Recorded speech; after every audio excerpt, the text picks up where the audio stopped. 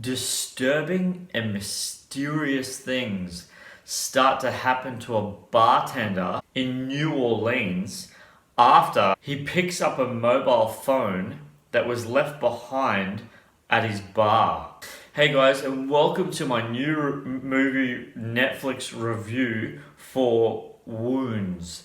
Now, this dropped the other day. It's a drama horror mystery movie. The duration is 1 hour and 35 minutes. It's rated R on Netflix, so I'm gonna guess that's MA 15 plus here because Netflix their review is different to ours. Anyway, this has Armie Hammer as Will and Zazie Beetz as Alyssa. Okay. I was just randomly flicking through, right? I was just fully randomly flicking through. Oh, sorry. It's directed by Babak Anvari. Now, I'm going to be honest with you guys. I'm surprised I watched this the whole way through. I watched this last night, and I'm really surprised I watched it the whole way through because the entire time I was watching it, I literally thought, oh no, so okay, now something's going to go down. No, okay. Now something's going to really happen. Oh, no, okay. All right, this is where they're really going to hit the audience with it. The whole movie. I'm not even kidding you. Man, it really bugs me today when a actor, such a massive name like Armie Hammer, does a movie like this, expecting the audience to be like, wow, that was amazing, dude, I loved you in that role, or, you know what I mean, some cred. This movie, I seriously can't believe I watched the whole thing.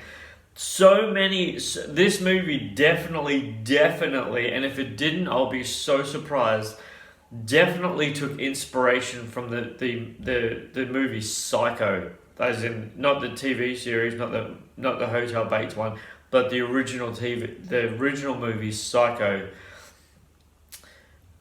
because of the flash scenes, like the flash elements to it, and when you see it, you'll know what I mean. That's not a spoiler. This is one of those movies where the horror elements are so, and I don't do horror movies. I like thriller, but I don't do horror movies. And even oh wow. It's really, really hard to talk about a movie like this without bagging it. I'm going to say that straight up. It's really difficult to talk about a movie like this without bagging it because I just couldn't believe. Okay. I need to say this.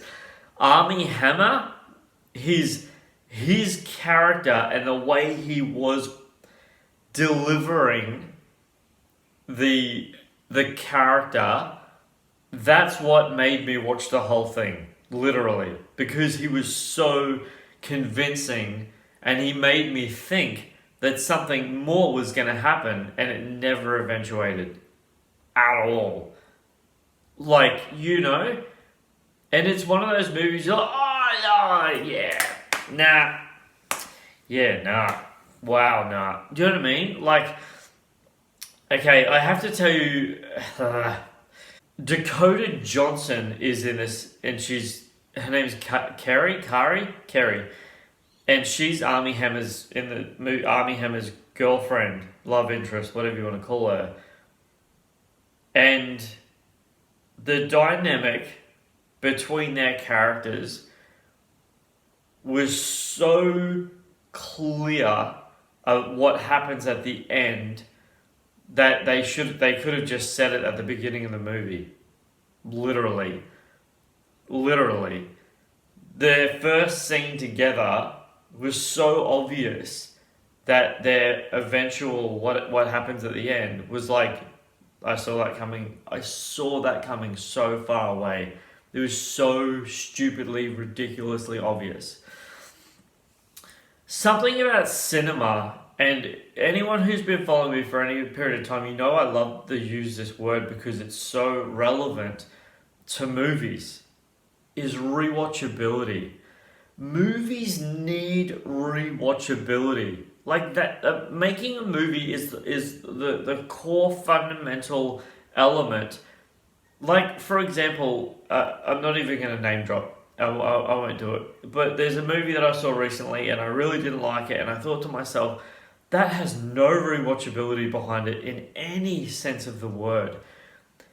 This movie doesn't, purely because of the fact of, one, its ending, but two, it's so driven by the one character. So the story is so, there's no depth to it at all. Like the things that thrill you and the things that scare you and stuff like that, there's real no palette to it, to the point where you just don't really know if you should turn it off. That's so bad, guys. That's so bad. This movie right here, this movie, I really don't recommend it. And I mean, I seriously do not recommend it in any way. The only reason why I would recommend it, seriously, the only reason why I would recommend that you go and check this Wounds out on Netflix purely is because of Armie Hammer's his character drive. He's acting in this.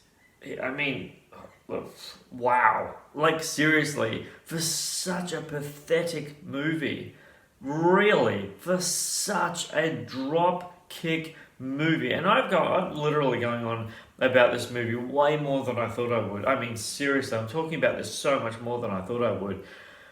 I was just so genuinely disappointed, guys. I mean, to the point, like, especially the ending, the way it ends, you're like, and the more I thought about it, I thought to myself, I wonder how else this could have ended.